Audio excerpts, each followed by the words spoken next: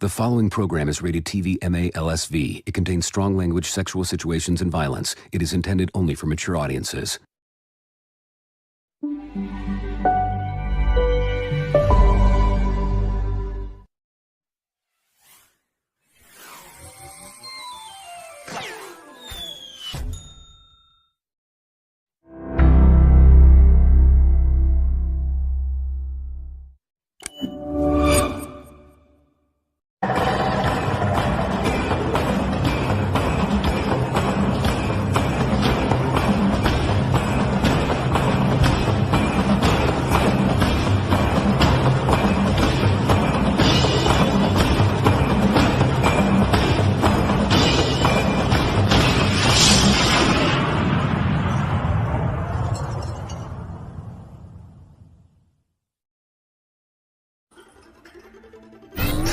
Broadcast live.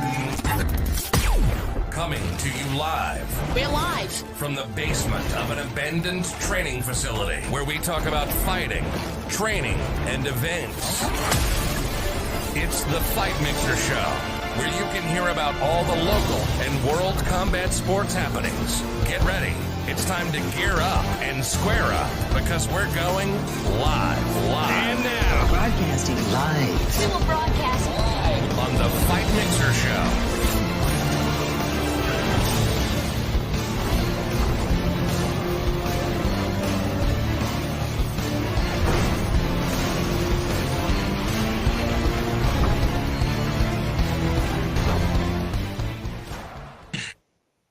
What is going on? Welcome to another edition of the Fight Mixer. We're here with four-time world champion, Mr. Gabe. Gabe, what's going on, brother? How you doing? Happy day, man. Just getting the day going. Hell yeah, we're with MMA Pioneer, the man himself, the man, the myth, the legend, Jake Hatton. Jake, what's going on, brother? Man, I'm ready for this show. I am so hyped. I am hyped to the tits because we have the Steamrollers in the house. Matt, what's going on, brother? How you been? Dude, I've been good, man. Training hard. You know, I'm feeling good.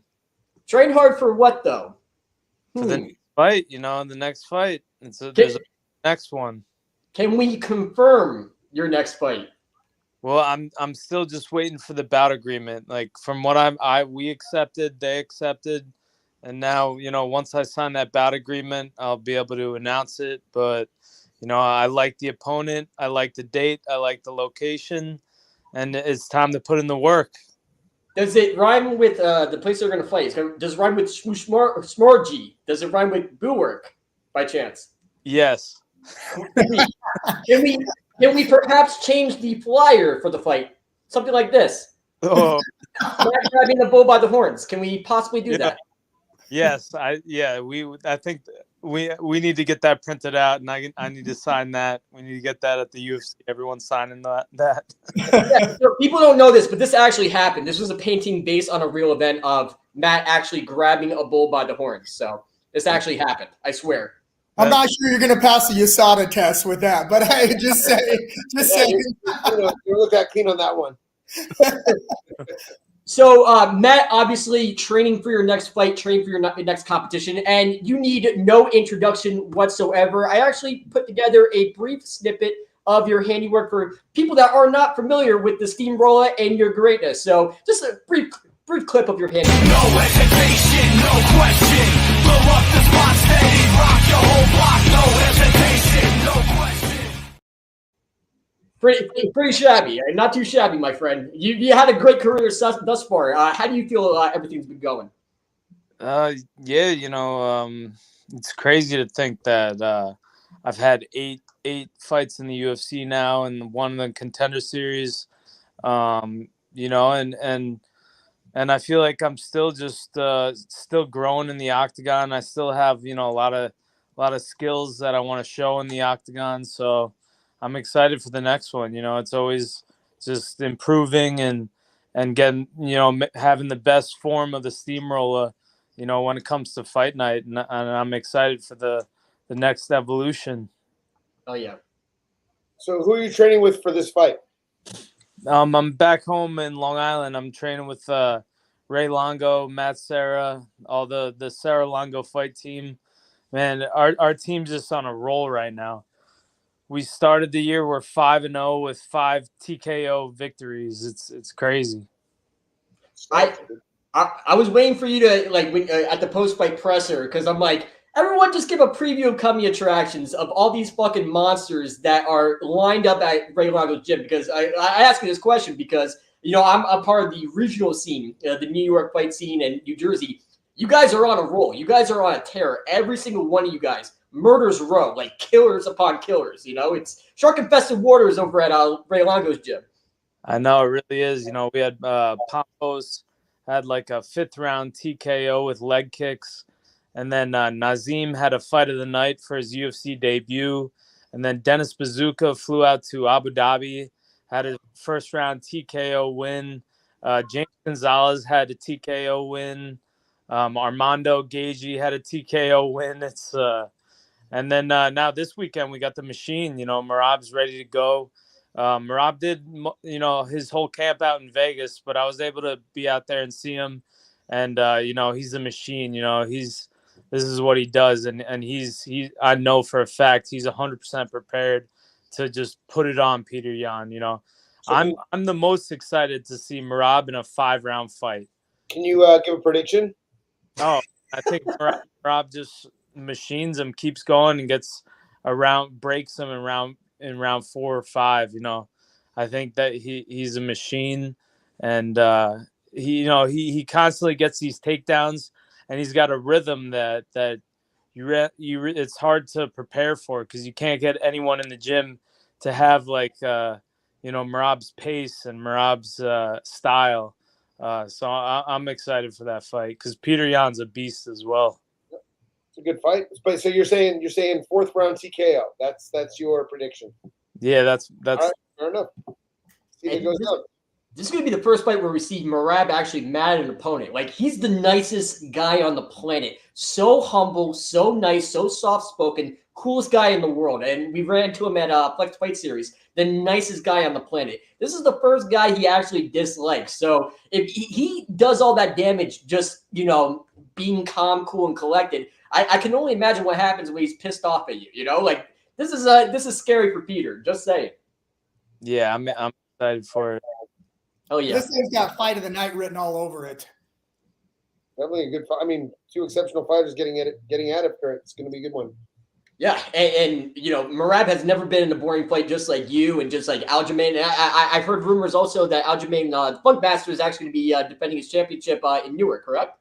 Yeah, that looks like Aljamain and Cejudo, May 6th in Newark, and we got to bring all Northeast together for maybe a little Funkmaster Steamroller card. I'm pumped.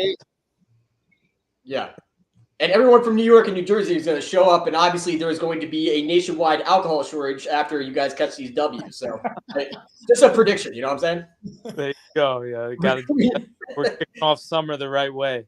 Hell yeah. So, as far as everything is concerned, as far as the fight game is concerned, where do you see yourself going after Newark? After who's next? Who would you want? Who's on your radar of people that you want to fight after you get this W in Newark? After I get this, I'm one fight at a time kind of guy, but I want to stay as busy as possible. I go there, I handle business, for the next one, and then eventually I'm gonna be beating up Patty Pimblett. Only a matter of time.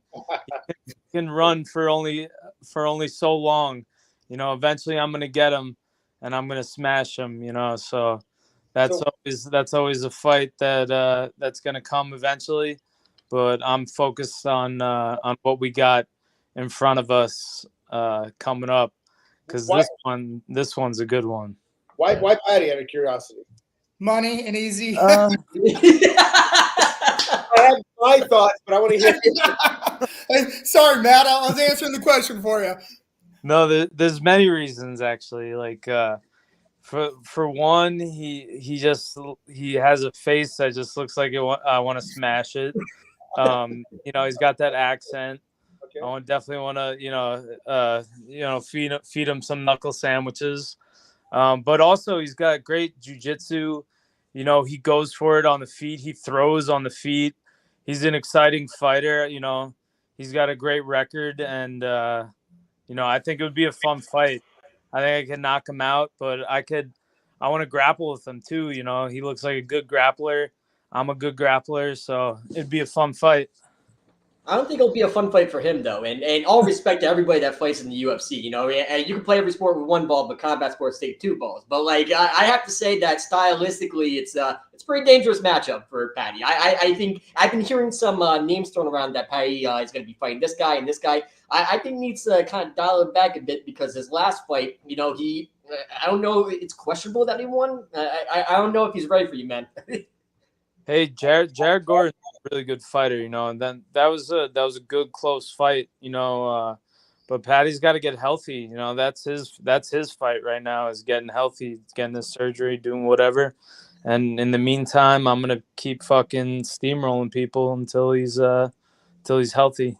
Hell yeah. So I know you don't have a bout signed, but if there were to be a fight, who would that potential? If it were up to you, who would that potential opponent be? Mm. You know, there's non-disclosures. there's many opponents. So you know, that's That's a good try, Gabe. Good try, Gabe. Good try. well. I'll give you guys this. This fight, you know, this is gonna get us to where I want to be. You know, I'm ready to make my title run. The time is now. I'm in the prime of my life. I'm feeling great. I'm on a 2-fight winning streak. The time is now. So, and this is the fight. I wanted a big fight. This is a big fight. Hopefully it's on the pay-per-view. I think it would be perfect to open up the Aljo Cejudo pay-per-view. And we're gonna get New Jersey rocking, and this is gonna start my title run. Oh, it's gonna be a party. It's gonna be a party. And Ghost already circled the campfire and tells We're gonna be after this one. Oh yeah, we're gonna be partying after this one. But nevertheless, you know, I know you're short for time. I know you're cramped for time training for upcoming fights. But you know, where can we follow you? Where can all of our followers follow you? And where can we cheer you on? And obviously heading to Newark, we're all gonna be coming out. Your army's gonna be behind you, brother. So where can we follow you? Yeah, I appreciate it. Get me on Instagram and Twitter. Steamroller Frevola _MMA, and I appreciate you guys following the journey. You know, the team rollers, we all real recognize is real, and you know, I'm going for it now. So I'm excited, man. I'm gonna put in the work, and I'm gonna fucking give this guy all I got. And you know, I definitely see myself getting it done. Absolutely. Steamroller, you're by the way, thank you very much for your service. He is a military vet. Gabe can relate. He's a hero. He's a hero in New Jersey, New York. He's going to be a hero nationwide after he gets his W. And we're all going to be behind you 120%. Hey, thank you so much for coming on and taking the time to talk about this upcoming fight. I'm hyped. We're all hyped, and we're all behind you. Thank you, bro. I appreciate that. And let's fucking go, Marab. Let's fucking go, Marab. Let's do this. Thank you very much, man. Yeah, nice talking to you guys. Thank you very much. Later. Awesome. So we got the news broke. Hopefully he'll be fighting in Newark. Hopefully. So, I thought you had it for a second. I was like, that's because I was thinking about doing the same thing, and I was like, maybe he'll give us a teaser. Give us something. You can say a name without it being, without. You can throw a hint out there, you know. But hey, listen, I respect him, and he can do what he wants. I hope it's a top 10, top 20 opponent. I wish him skill set, and I wanted his career to be well. I wouldn't have the balls to ask that question because I know NDAs are a real thing, but contracts are like hearts; they're made to be broken, right, Gabe? So listen, you're not breaking a contract if you just say a name, or in what he could have realistically said, he's could have put like 7 names together and been like, it's closer to this one, and you're still not breaking the NDA. And it rhymes with Daddy Dimblett. And it's not nearly as bad as it used to be. I think, Gabe, you'd agree. You know, before it was such lock and key. There's so many leaks and so many teaser leaks out. Everybody's trying to get it out there. Yeah, I was hoping for a little teaser. All right, boys and girls, children of all ages, all my bros and hoes in different area codes with swollen lip nodes and tiny chodes. Are you guys ready to play our Let's favorite go. game of 5 topics? Are you guys ready? I'm ready to go. All right, let's fucking do this. 5 topics.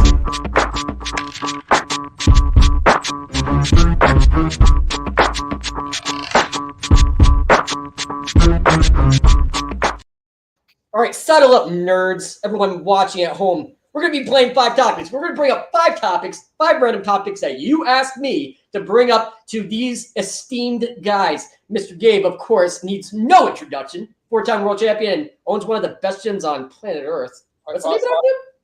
I mean, it is at least top 5,000, but No, I say top 5. Hey, And where's one of my shirt, Gabe, by the way? you know what? As soon as we're off air, I will get your address and I will send it out to you. How's that sound? My man. Isn't that shirt made of cotton and 100% husband material? 100%. I knew it. Or a single man get as much as you can on the outside too. So like it's either or. It's a dual material. I'm going to throw you my DeLorean and gun it to 88. But nevertheless, Jake, are you ready to play 5 topics? Man, I was born ready. Let's go 5. All right, we're in this bitch like an unborn baby. Let's play topic number 1. Let's go! Well, fuck me in the beard. We're going to talk about Jon Jones winning the World Heavyweight Championship this past weekend. I was there live. I was there covering it. Jon Jones looked like a fucking animal. But Gabe, what is your hot take on Jon Jones winning the World Championship? I think it was more Gane's inability to fight on the ground and stop a takedown. As I said in our previous introduction about this, Ngannou took him down. You know what I mean? And I was saying that Jon Jones' wrestling would be the deciding factor, and it just seemed to be way more of a factor, much quicker than I was anticipating it being. Maybe Jones is that good. I have no doubts that he's an exceptional athlete, but my personal take was that Gane was ill-prepared. Fair enough. Jake, what's your hot take? Well, I think Gabe and I agreed on this. I thought he would, I didn't think he was going to aggressively move forward as fast as he did, which is a brilliant, it's a brilliant strategy because Gane's, best attribute is his striking. And if he's moving backwards, not a lot of guys, strike well doing that. So, he came out a little more aggressively than I thought, but it's still such a sample size. I would have liked to have seen this go. It would have been great to see 2 or 3 rounds just to see how his body held up, just to see what his striking really looked like, when they got comfortable in the middle of the ring. So I would have liked to have seen a little bit more, but I don't think this was any surprise to anybody. Yeah, I once again, I've been talking about this since January when they announced the fight. And when I asked Cyril Gane, what problems are you going to bring up that Ngannou is not going to bring up to Jon Jones? And he hesitated. I saw him, the wheels in the head start spinning. It was not supposed to be a gotcha question because I'm everybody's hype man. So I don't hit people with gotcha questions. But it looked like he would gotcha. I believe Cyril Gane, because there was no hand fighting. Gabe, you know better than I as a BJJ black belt. There was no hand fighting. It looked like he withered. It looked like, oh shit, the oh shit lights came on. I saw somebody. It was like Mike Tyson fighting in the 80s when someone would come in the ring and already defeated. I saw the fear in Cyril Gane right when Jon Jones pivoted and right when he moved away from that punch and Jon Jones just took him right down. I saw him fucking wither and I seen him fucking break. And I think Cyril Gane was not necessarily unprepared. I think mentally he just said, I'm in there with the GOAT. I can't fucking win. So that's my personal opinion. I think Gane was not ready for the Mike Tyson effect that Jon Jones brings in the cage.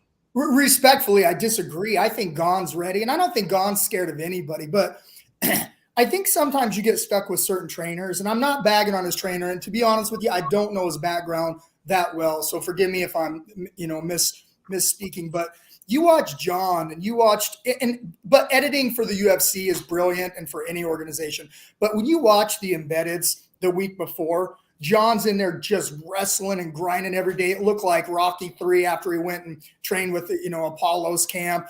And then he said it, and then they showed Gane. And he's, Jon Jones is dirty in his dungeon and wrestling in that stinky room. and then just grinding away. And then you see Gon, he's in, white mats, white gloves, all pretty. So, I think at some point you got to get dirty, otherwise he's a one-trick pony in the heavyweight division. Yeah, Christina Aguilera, you got to get dirty. And we have people in the comments. Gain was injured, went half-arsed. Gain was not 100%. We also have Anthony. Shout out to Anthony. By the way, comment on our Facebook page in order for us to see who's commenting. But we have I believe he said defeated himself with nerves. He also said Jon is fast for that size. Maybe, yeah. I think I don't know if there's any injuries, but for me, it did. Again, a year I think is the time that it took for is it Gon or Gane? I don't want to. People pronounce it both ways, but John Anik pronounces it Gon, so he's usually good at it. So I always follow his lead. So he had basically a year to prepare after the Ngannou fight, and it is very apparent he didn't work on his deficiencies. And again, going back to what Jake said, I don't know his coaches. I don't know anything about his training. But sometimes coaches are just like, you need to strike harder. You need to work more on your speed instead of working on the real deficiency, because they feel like you're really, really good at this. Let's get really, really better at this instead of working on the deficiencies. And let's be honest, nobody wants to work on deficiencies because it's super, super hard and it takes a lot of work and a lot of time. And wrestling is probably the shittiest thing that you have to go back. I mean, when we grew up wrestling, but to your point, Gabe, wrestling's probably the hardest deficiency to overcome, right? And it sucks going in a room full of I'm very, very blessed to have trained with some Olympic caliber and like world caliber wrestlers. And those rooms suck because it doesn't matter how big you are, they will get taken down. Your ego will get eaten alive. And sometimes people just have a hard time letting go of the ego and being like, you know what? I am a novice at this. The only way for me to get good at this is to get destroyed. Fair enough. So, by the way, we're going to go to, are you guys ready for topic number 2? We're rocking and rolling, cooking and smoking. You guys ready for topic number 2? Yeah, 2. All right, let's go. Topic number 2, MMA Boogaloo. Just a little ditty about 2. So the overall thoughts of UFC 285, thoughts, review, anything that stood out to you. Once again, jam-packed T-Mobile Arena. Las Vegas was wild, crazy. Fights were happening all over the place, in the arena, outside the arena. Jake Gyllenhaal laying that fucking knee, like taping for Roadhouse. It was a crazy, crazy weekend. But anything that stood out for you, Mr. Gabe? I thought, was it Valentina losing? That was she was destroying the other girl and made one mistake, and I give Grasso all the credit in the world. She took full advantage of that mistake, and that's one thing we got to love about MMA is that any given day moment, that time that like you can be better than somebody and make a mistake, and lo and behold, that's how it was. Let's see. I thought was it Shakavat? I'm probably I'm messing up his name. Shaka Khan? I'm just kidding. I think it's Shavkat. Shavkat. He looked sharp. He looked good. He looked. I like to see him against a grappler. He's been fighting primarily strikers, but he was like 17-0 now, all finishes. Pretty impressive. I think he's 18-0 now. Yeah, I mean, regardless, and then I think that we're not even taking into account his amateur record. So I noticed a lot of the European guys have a vast amateur record as well, but man, kids got some skills. But Alexa Grasso, that choke was tighter than Tupac and Suge in 1994. That was fucking crazy. Jake, your thoughts, sir? Man, I agree with you, Gabe. It was amazing because, but I got to say this, and I am such a Valentina fan. I think she is one of the most well-trained, disciplined athletes we have ever seen in this sport, guy or girl. She is amazing to watch. But if you watch her last 2 fights besides this last one, so this is the third one, she's shown a little bit of chink in the armor. And I don't know. I don't think just sometimes people catch up or, I'm not sure what it is. But, she's had some really close fights. But she was winning this one. But she wanted nothing to do with Grasso's stand-up. And Grasso was winning that fight. Like, it was not I didn't think it was close, and I'm not taking anything away from Grasso because now she's the champion. You know, she took advantage when it was time to take advantage. But up to that moment, I didn't think she was winning anything.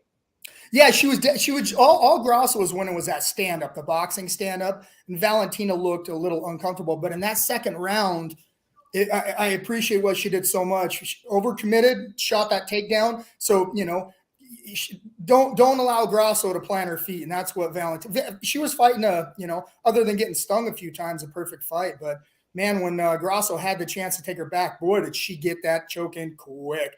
But she knew that was like, that's my chance. This is my only chance in the world. I better sink it in here. But that sucker was in. Did you see Shevchenko's face afterwards? Yeah, it was all right here, and the rest was red. I mean, that is a tight choke or crank or whatever. But regardless, there was a lot of pressure being put. That choke was tighter than my fiance's booty. I mean, that choke was a fucking killer, and it was right on the chin. So she was defending very well, but it was right, like not under the chin, but just like that base crunch. Holy shit! Like, wow, what a choke! And it happened so suddenly, like out of fucking nowhere. Yeah, it was pretty crazy. It was pretty. I think my biggest highlight of the entire weekend was the five legends, the heavyweight legends, Mark Coleman talking and fucking Daniel Cormier and Stipe and Frank Mir. That was my highlight. Like all these fucking legends, they went from 6 to midnight. You know what I'm saying? Like talking all those legends, and it was just a wild weekend, great weekend of fights. Top to bottom, every fight was competitive. Some fights were very surprising. Like some fights, I had someone, I forget his name. His opponent missed weight, and then Dana White still gave him a bonus because he took this guy to war. 16-0, still took him to task, still took him to war. One of the best fights of the night. Holy shit, top to bottom, every fight was good, win or lose. Everybody went out there and banged. It was amazing. Let's not forget about Bo Nickel. Ooh, yes. Bo Nickel, I mean, look, he's been in front of the crowds and been, wrestled in front of it, but it's, Gabe, it's fucking different. When you get into that combat, it's different because you're going to wrestle somebody versus somebody literally trying to do everything to destroy you. Yep. And he threw that kick early and kind of fell down and got off balance and then got the takedown. But I would have liked to have seen him stand up a little more. But I mean, after he got on the ground, but he's still learning. But man, that guy's a problem. So as long as they don't throw him to the wolves, I look forward to watching him grow. I hate to say it, but I think 85 isn't a super deep division. I think Bo Nickel could actually get into the top 10 pretty easily. And again, I'm not saying that they suck. It's just not as a deep division as say 70, 55, 45, 35 probably. 5, yes. I mean, like the higher the divisions get, the talent pool is a little. Now there are exceptional guys there, but again, like I think that Bo Nickel, because of his wrestling ability, will put himself deep into the top 10 quickly. I agree.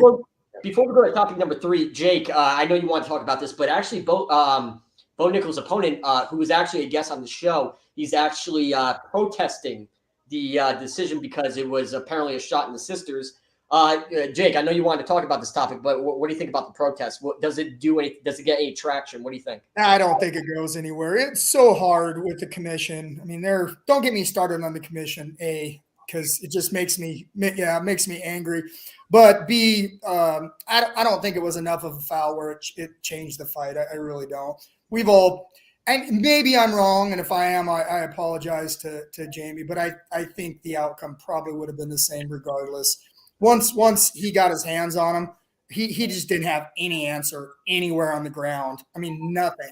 So, and you win, the one thing about Bo is you're going to have to figure out how to get back up. You have to. Fair enough. So are you guys ready for topic number 3? Gabe, are you ready, sir? Yep. Not shark attack, Gabe. We went 3. All right, let's fucking go, baby. Topic number 3. Oh, fuck yeah. So they just announced, this was a big announcement from BKFC, and we got a request to talk about it. So Luke Rockhold coming over to BKFC. He'll be fighting Mike Perry. Chad Mendez fighting Alvarez. Alvarez leaving ONE FC, coming back, to Coming from MMA, going to bare knuckle, and of course, our good friend of the show, Christine Ferrer, will be returning to defend her world championship. Gabe, what are your thoughts about these MMA guys all coming over and stacking the card? I mean, look, they all have name recognition. They're all exceptional fighters in MMA. I don't really care. I think Mike Perry and Luke Rockhold is a meh fight. I even in an MMA fight, I wouldn't be that impressed with it. But I mean, Mike Perry, he throws, and I'll give him credit that. And I don't know how durable Luke is. I mean, he fought his last fight with Costa, but his chin seems a little bit gone. Same thing with Alvarez. As much as I think Eddie Alvarez is one of the most gangster dudes who's been around forever, his chin is a little bit, been tested a bit more than it should. What weight is the Mendez Alvarez fight? They're not testing, so they're all at 185. They're all just yoked up, ready to go. I'm actually checking right now. I'm not. I believe it's in April. I believe it's the third or the fourth week in April. I believe. Yeah. So I even with that fight, like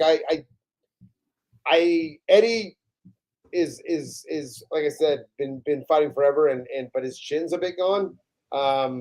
So the weird part is I think I think Rockhold would beat Mike Perry in an MMA fight, but I think Mike Perry could beat Rockhold in a bare knuckle match. All right, that's fine. So the skill set for a brawler like Mike Perry who he goes at it and he's durable. Bare knuckle is a good format for him. Not so much for Rockhold. And Connor Poe says Perry would sleep Rockhold super juiced. I don't think so. Not my chair, not my problem, none of my business, not my pig, not my farm. Jake, what do you think, sir? This is I'm not a big bare knuckle guy. I'm kind of with Gabe, but this one kind of intrigues me because Luke Rockhold he's a very dislikable guy. No matter how his interviews, I don't know if he's doing it on purpose, but God damn, the guy's, he makes it really hard to like him and cheer for him. So Gabe, I think you nailed it. Luke's been, don't get me wrong, his top game. And when he get, in MMA, he's fantastic. But I think you're fighting a guy, Mike Perry, who's a fucking robot, lives for this type of fighting. Like Gabe said, just moving forward. I think this is a long night for Rockhold, and I think he knocks him out. A long night for Rockhold for sure. Yeah, and then I love Chad Mendez. I love Eddie Alvarez too, but more in MMA. And Mendez looked just juicy in his last, but he looked great. Don't get me wrong, he looked fantastic. Hey, let them all go, let them do their thing, fair all the way across the board. But again, Gabe, I agree with you. Eddie's been through so many wars. 5-round, just, goddamn, not one concussion, but he might have had 3 or 4. And just crazy bouts with Chandler. And it seems like every single person he fights, he's taking a concussion. So some wars, man. So when he went over to 1, I was excited, like, oh wow, they're getting some real cool American talent. And I think he lost his first fight, which was like kind of traumatic for his career and for what 1 was trying to do with him. I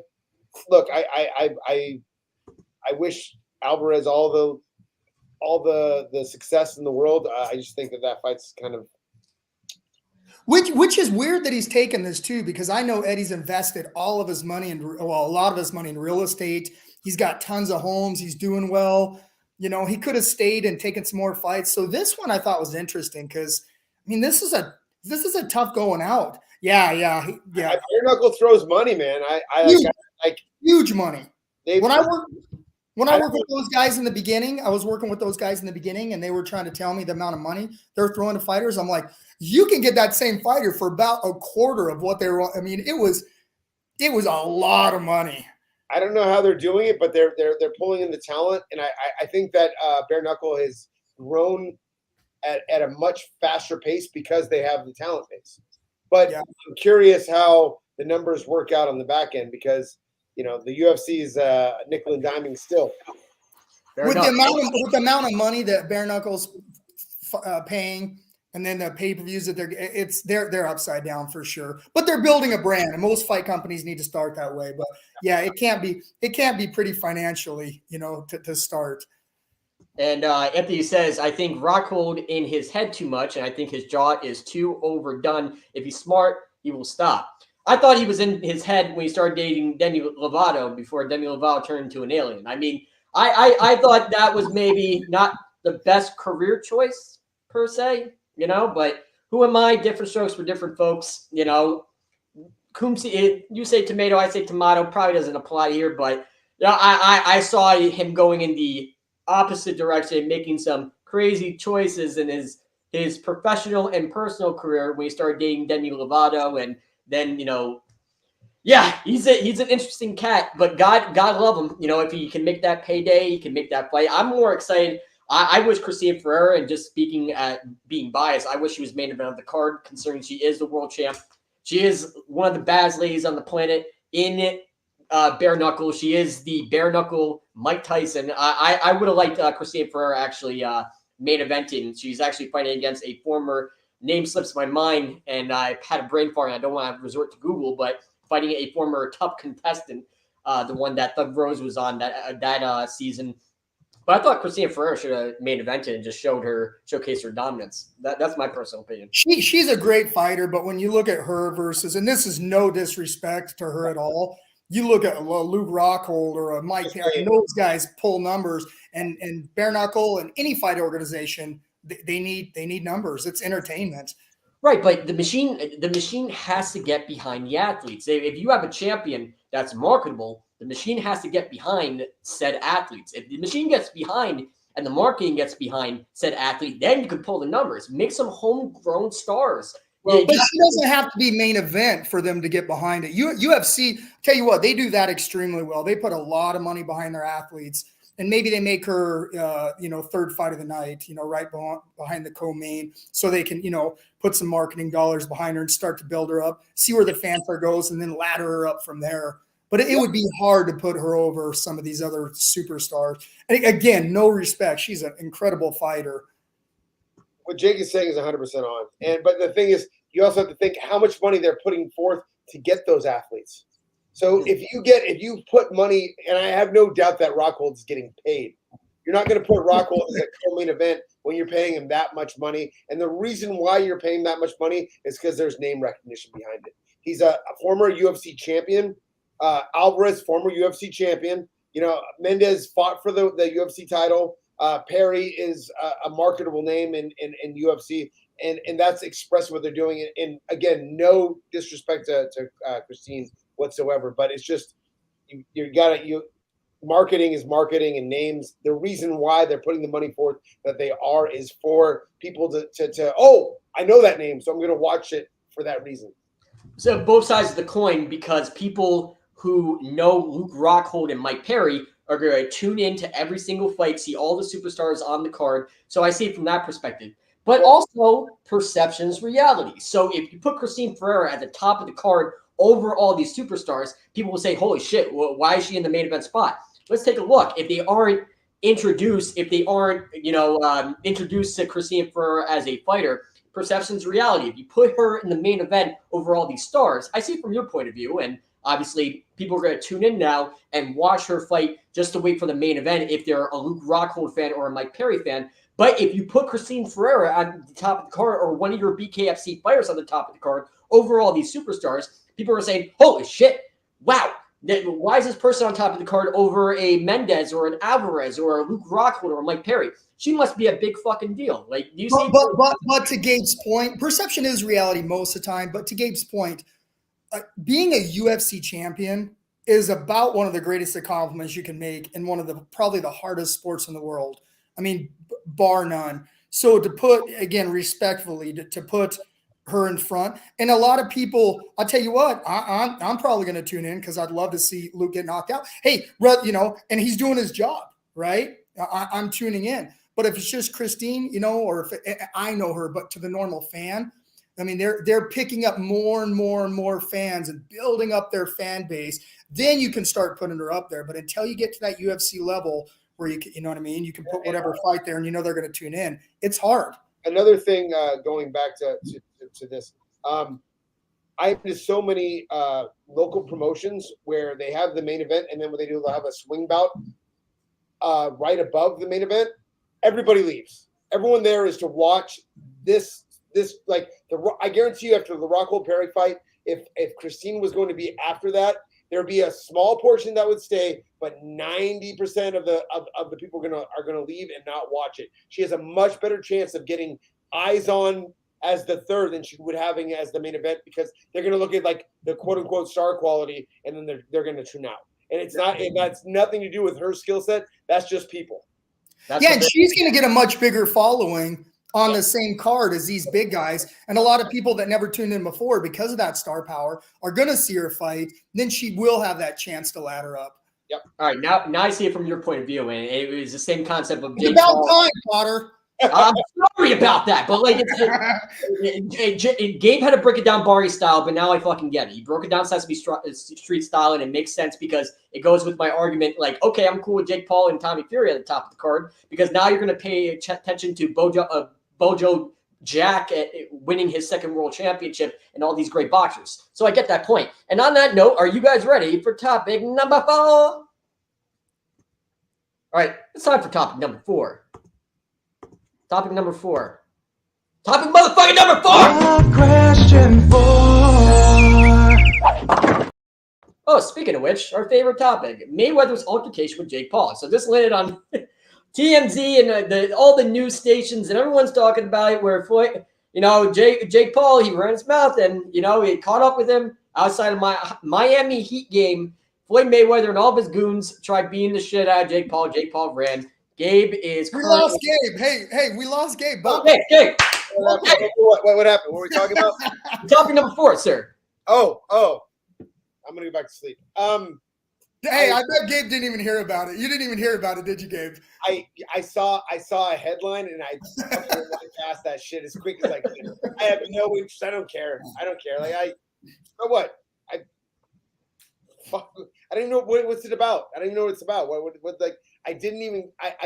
I saw something on my social media and I'm like, I'm definitely not clicking that. I don't even zero care about it. Well, but, the backstory is when Logan Paul was fighting Floyd Mayweather, the Paul brothers do what they do best and get under your skin, which is absolutely hilarious. And Jake Paul, and I think it's funny as hell because it's such an innocent, fun prank. He steals people's hats and runs off with them. I mean, just silly stuff. And Floyd, his little ego just can't fucking handle it. So that's the backstory. So I think Floyd's still mad about him stealing his little $15 hat. I saw the I got your hat clip. I thought it was like it was so childish, but I think it was hilarious how mad Floyd got about it. Oh man. Like, how are you gonna get that mad about the most childish shit ever? I'd have been like, come on, son. But Floyd got so mad. So mad. Yeah. Fair enough. Oh, and you know what? But before we go to Anthony's topic, and Anthony actually brought up a topic, and I think it won't put you to sleep, Gabe, but my argument for this and why it matters is I always said this, where my favorite fighter growing up was Kazushi Sakuraba, was just entertaining, sold out arenas, just being his goofy, awesome, entertaining self. Like, I think it's a slippery slope when you play the game of being the loudest guy in the room. It sells tickets in the short term. It's successful in the short term, but you're essentially betting against the house when you play that game of trash talking and being disrespectful and everything like that, because the house always wins. Very seldomly do any fighter retire undefeated, right? You're bound to lose if you fight the right opponents and you fight and you follow the journey and you fight, the right people. So, and when you do lose, everyone you talk shit about will never let you hear the end of it. So I think this matters to my point that I've always brought up, that this trash talking, while it works for short-term games, in the long term, when you lose, you're going to get people up your ass sideways. The fans will never let you hear the end of it, and your rivals will never let you hear the end of it. And I think that's why it's a kind of it goes towards my argument of, you know what I'm saying? Like, don't go down that route. Just be entertaining. That's why Floyd jumped. So I don't even know the whole story. Like, so Floyd and his guys went. Let me tell the story. Oh, please. Because this one is quite interesting because of the absolute stupidity behind him and his team. Okay. And I live here in Vegas, and we get Floyd and I get along well, but I don't think he's the greatest boxer. I think he's handpicked his opponents. I think he's done an incredible job. That he's one of the best marketers in making money. I mean, he is unfucking believable at that. But what he did, and listen, we've all had fights, and I think 99% of the guys I've ever fought, we stay in touch with or we hug it out.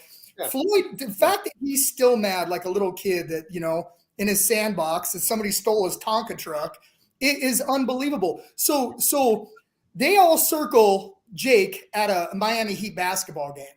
So 4 or 5 of them or 10 or however many there were. But I'll tell you what, Floyd runs with some big boys. Like, he rolls deep, yeah. Those guys are fucking – I don't know if they can fight their way out of a wet paper bag, but they're big, like 6'8", 6'9", 300, big guys.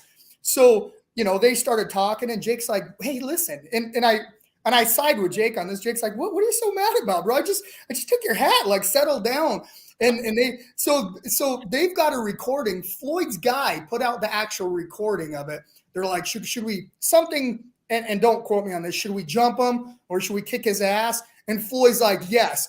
They agree to it. And even Chael Sonnen went and spoke about it today. He's like, that's criminal.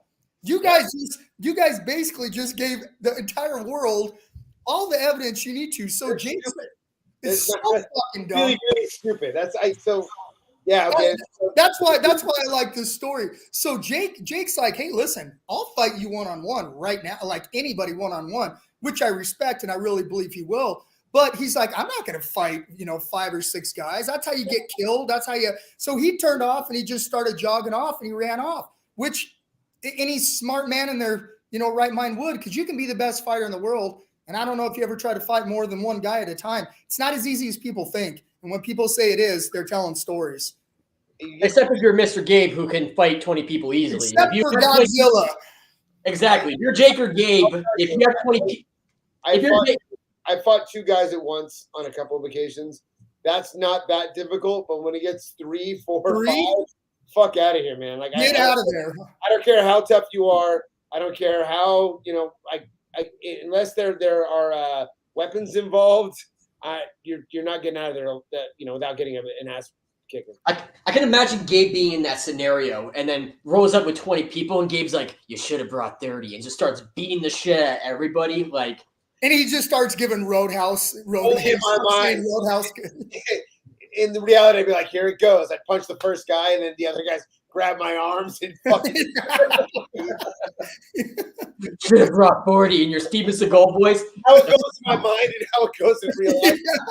Very, very different things. Yeah, it seemed like it was going to go a lot better than what it was. In my head, I take them all out one after the other, like Bruce Lee and fucking one comes at me at a time. I'm just taking him out. In reality, I'm punching this guy. The other 2 are just other 5 are grabbing me and picking me up. Wait. And 20 people whip out guns, and Gabe's like, funny story, bitch. And then they shoot bullets, and fucking Gabe stops the bullets like, boo, like airtime. Well, that's how it happens in here. Absolutely. The broad bazooka. No. You can't fuck with Gabe. Yeah. So Anthony says, I hate when people talk tough when they have the numbers and act like the guy alone is soft because he dips. Oh, that's very good. I agree with that. Yeah. And I'm going to say this too. Jake can wrestle, and he's got a little bit of MMA. Floyd has no clue. If you leg kicked him one time, he'd roll over, and just. I'll put Jake over Floyd any day. All day. All day. Well, because he has like a 50-pound weight advantage. Well, but come on, Floyd's the best boxer of all time. Come on, son. Yeah, roll that shoulder now. So Anthony had a question off topic, but what do you guys think about the David versus Garcia fight? I like the matchup. I like the build up. I'm gonna go with Garcia. What do you guys think? What's your hot take before we go to topic number 5? Jake? Man, I like Ryan Garcia. He's so fast. He's such a young fighter. And but I'm just a little nervous that Tank might be just a little too powerful for him. I'm pulling for Garcia, and I hope he gets to show off all his skills. It might just be a little too much too quick, but I hope I'm wrong. But should be a great fight. I think, I'm once again, Jake and I are on the same page. I think David has got too much power, and Garcia's fast, but David's is fast as well, but it's like fucking Mack truck. Rough go.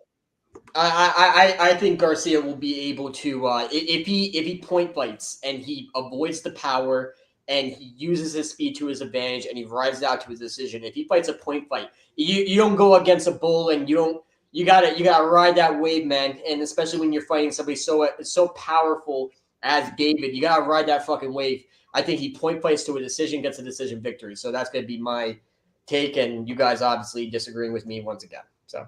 I mean, No, not necessarily, man. I mean, that's the only way Ryan Garcia wins, I think. Unless he stings him and then he comes up with those combos. But he's got really pretty hands. So he's gonna have to sit on the outside, use his footwork. But Tank, man, the guy hits hard for a little guy. He packs a punch. I mean, that's game changing. That's game changing power. And that's the you might have speed, but all you have to do is get that one little dip. Just one. Yep. Fuck yeah. So we're gonna go to topic number 5, boys and girls, all my bros and hoes. Are you guys ready for topic number 5? Holy shit, we're finally on the last topic. Ladies and gentlemen, boys and girls, let's go to topic number 5. Let's make a baby 5. So we started tough, I think, like 20 minutes ago, and we're already hearing rumors and rumblings from Dana White, from Uncle Dana, saying about McGregor and problems within the Tough House, fights breaking out. What say you, Gabe? What do you think about this debacle? I am in shock. No fucking like how do you do? Like if it wasn't complete and utter chaos, it wouldn't be Conor McGregor. Like that's not surprising to me. Of course he's gonna listen. Conor, he's a showman and he's a cokehead and he's a I can't and he like he went in on a bender right off the bat, right? Like I saw some video of him like getting out, like fixing his suit, and he looked like he had just got done partying nonstop. And I'm not. That's not surprising whatsoever. And problems.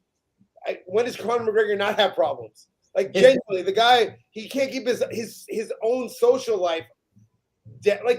He smacked an old man because he wouldn't drink his shitty whiskey. Fuck Conor McGregor. Like problems. Oh, what a surprise. And Jake can attest to this, and I agree with you on one thing, Gabe, because I drink Proper 12 to sober up. I don't mind that. That's actually the one thing I'll give Conor is that's actually a pretty good whiskey. It's in the Jameson family. It was made by some really good whiskey makers. So he spent the money bringing in the right people. But I don't hate the whiskey. He did. Come on. Come on.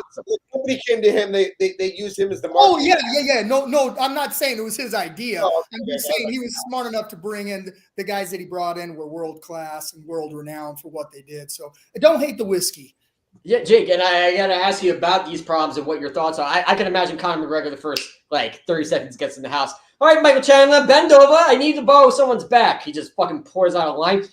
All right, I'm ready to fucking do this. Let's do some coaching. Yeah, mate. Well, Gabe stole my reaction, which was absolutely fucking hilarious. That was perfect. Like, no, you gotta be kidding me. Really? Again, the UFC wins because these reality shows are built on drama, and there's nobody like Gabe said.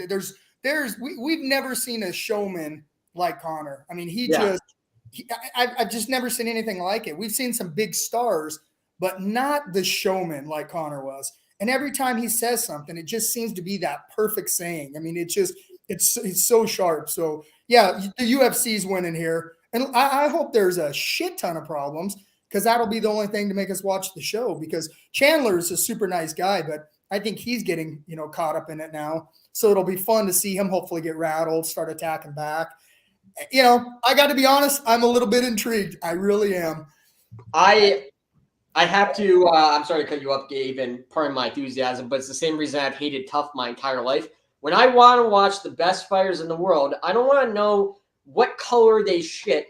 I don't want to know who they're dating. I want to know who's fighting with who in the house. I don't want to know about any of their life problems because it's their problems. It's not my pig, not my farm. When I watch a television show about fighting, about the best athletes in the world, I just want to see the best athletes compete and the best athletes in the world. So this is my original. And one of the guys from the UFC is like, "Oh, so what do you think about Tough?" And I'm like, "I really don't want to talk about it." And then one of the people made a smart ass remark, and they were like, "Oh, but you like power slap, but you don't like Tough?" I'm like, "Fuck Tough." I was just about to say that too. But you like power slap, but think about this, David. Think about this. If you and I'll watch two bums fight on cardboard if it's good.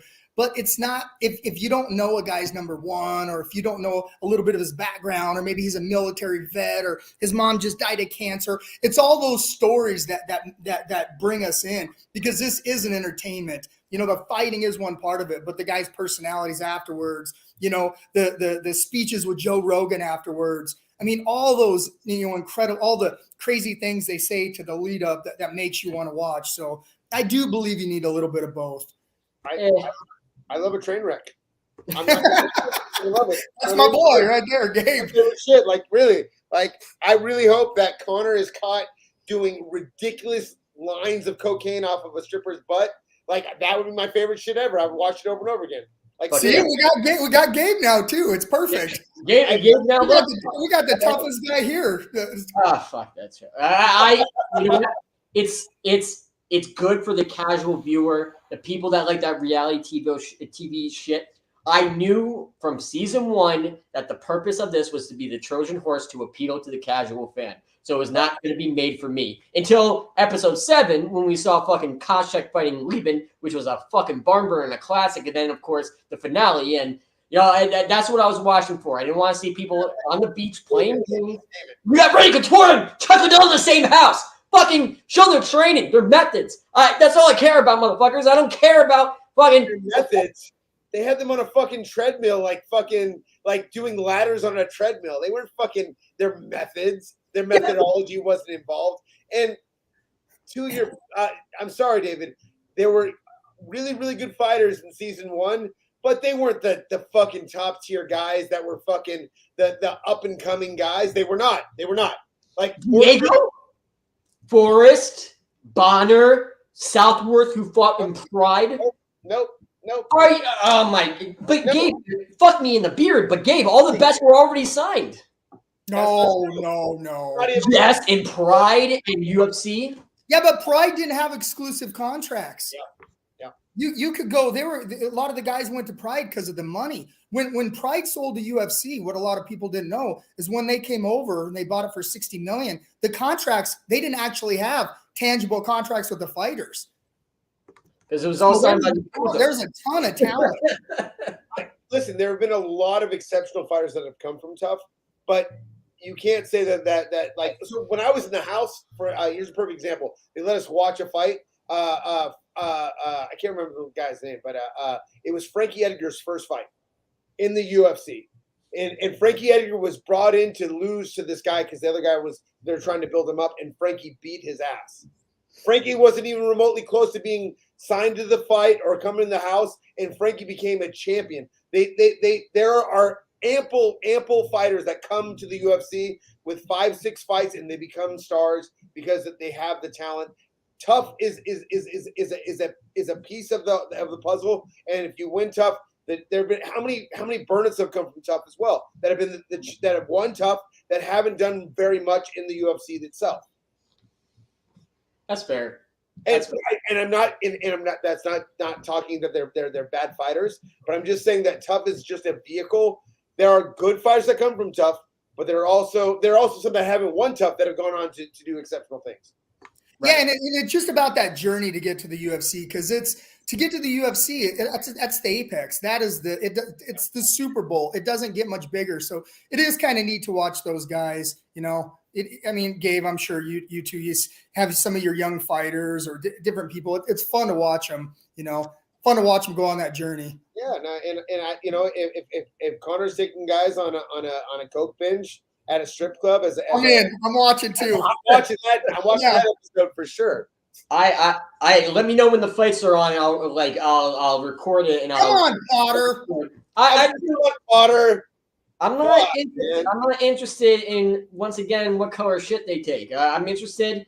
And again, cutting weight sucks for everybody. I don't care about the fucking cutting weight methods that they're doing. I don't care about who's fighting with who in the house, who's drinking, who's doing coke off some stripper's booty. I care about the best fighters in the world, training with the best coaches in the world, and what their methods are and how their brain works. What's Connor's training and coaching like in comparison to Chandler? What methods are they using to prepare the fighters? Make an episode all about that. You know what I'm saying? Okay, so a couple things. The coaches have their style, but you have to understand that all the fighters in the house have their coaches outside of the house. That's and fair. They have their way of doing things. And a lot of times, the way the coaches do it goes completely against what is good for that fighter. I will tell you, like, I thought if I could have gone over, I would have gone on Jens' team because I think it would have been a better fit for me than BJ's team, like when I was on the show, genuinely. I agree. I would have liked to have seen you on Jen's team as well. But even along with that,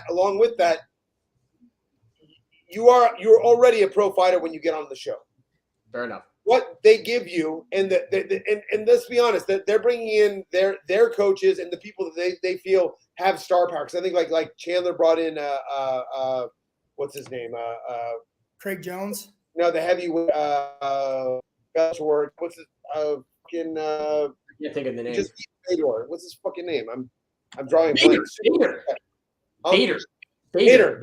Oh, Ryan Bader. Okay. Bader. And Ryan, I'm sure can give you something, but it may not be what that fighter needs. Fair enough. So raise your hand if you're a former world champion. Let's raise your hand. Gabriel. All right, so I guess former world champion. Gabe's like, I got him. Yeah, I think former world champions get the last word. So, yeah, it's all good. So we're going to go to final thoughts, ladies and gentlemen. We're not going to do the rapid fire. We're just going to have final thoughts. So let's go to fucking last words for this show, for this episode. Let's go to last words. You think it's a game? You think it's a fucking game? All right, Gabe. Final thoughts, final words from the four-time world champion and owner of Kajuya MMA and Fitness. And sign up today for your very first free class with a BJJ black belt and former four-time world champion, Mr. Gabe. Final words, sir. First off, I miss DMX, man. DMX was he was a treasure. Yeah. Amen. Yeah, but it's been a great episode. I had a good time. I'm glad we got to talk to Matt. I wish him skill in his career.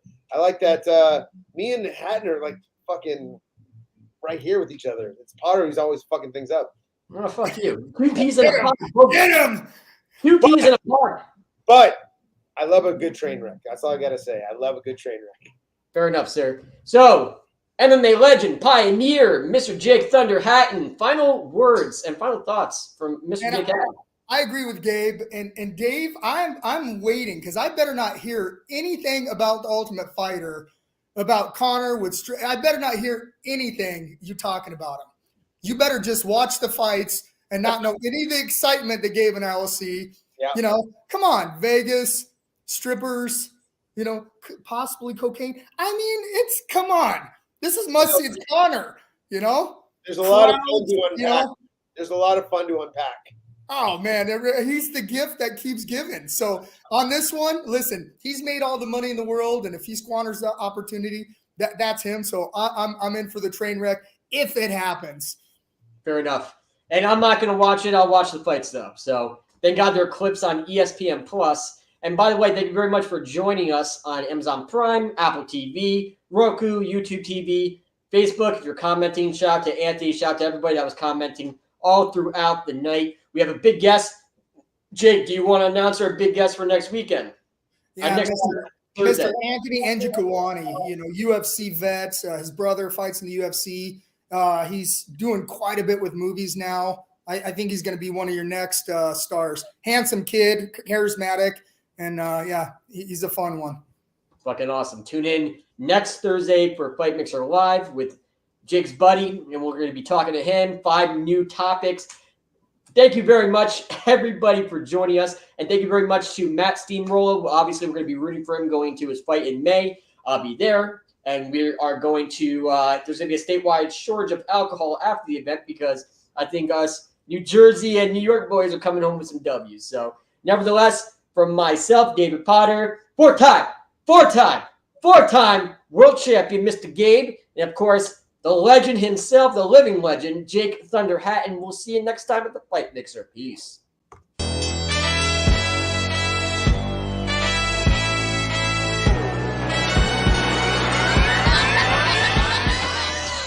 Having a hard time going back to the gym after working out at home? Well, now you don't have to with the X-Bar. The X-Bar from X-Bar Fitness is an incredible gym alternative that gives you the same intense workout you get at a full gym with hundreds of machines. One X-Bar alone provides the same workout as a cable machine, bench press, dumbbell set, free weights, leg press, barbell set, and all these other machines. Stop wasting time debating whether or not you should go to the gym. Order the X-Bar to get a quality workout in the comfort of your own home.